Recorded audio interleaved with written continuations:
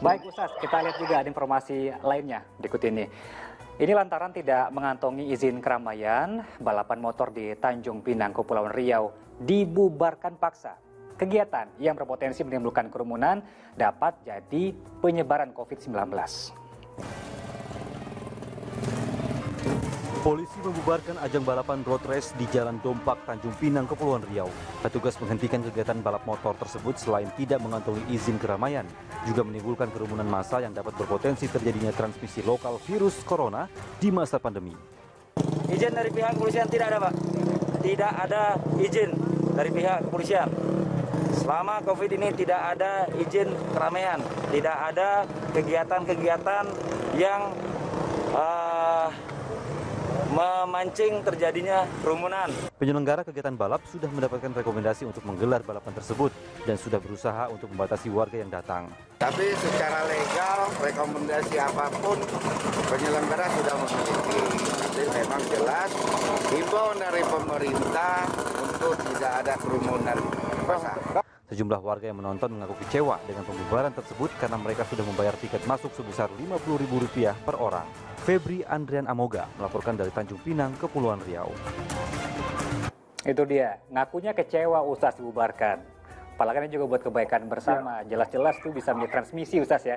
Ini saya nanya ke orang yang tepat nampaknya. Ustaz juga salah satu anggota Satgas Penanganan COVID, begitu Ustaz ya? Iya, betul.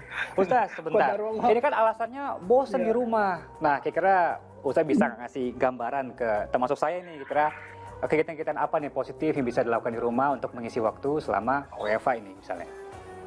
Iya, sulit ya sebetulnya kalau misalnya kita pandemi ini sampai hampir 8 bulan ya kita WFH di rumah, menjaga diri dan lain-lain. Tentu yang namanya kebosanan itu akan muncul tentu gitu ya. Tetapi tetap pandemi tidak pandemi, balapan liar itu ya Meresahkan. Itu bisa meresahkan, bukan hanya membawa tadi terpapar virus saja. Kalau tidak pandemi itu bisa mencelakakan. Karenanya kita harus lihat kegiatan-kegiatan positif, baik pandemi atau tidak pandemi itu tetap kita harus lakukan, harus kita jaga. Apalagi di masa pandemi. Jadi intinya hal-hal yang seperti misalnya ya, apa-apa yang bisa dilakukan di dalam kesendirian atau kalau bahasanya munfarid kalau di dalam ibadah itu apa misalnya menulis, misalnya membuat tulisan, membuat membaca buku dan lain-lain, hal-hal yang kemudian bisa justru masuknya lebih ke muhasabah, mulai masuk ke evaluasi, menambah wawasan dan lain-lain. Itu hal-hal yang bisa kita lakukan. Dan kita juga masih bisa bersosialisasi, tetapi tentu terbatas intinya ya. Nah, kalau udah berkerumun dan lain-lain, ya inilah yang membahayakan. Kita kan jangan sampai kita membahayakan diri sendiri, la darara wala dirara, dan membahayakan orang lain. Jadi, membahayakan orang lain dan diri sendiri itu dilarang oleh Rasulullah SAW. Nah, karenanya harus ingat terus bahwa Islam itu membawa keselamatan. Kadangnya kita harus berlaku seperti orang Islam yang membawa keselamatan baik bagi diri sendiri dan masyarakat tentunya.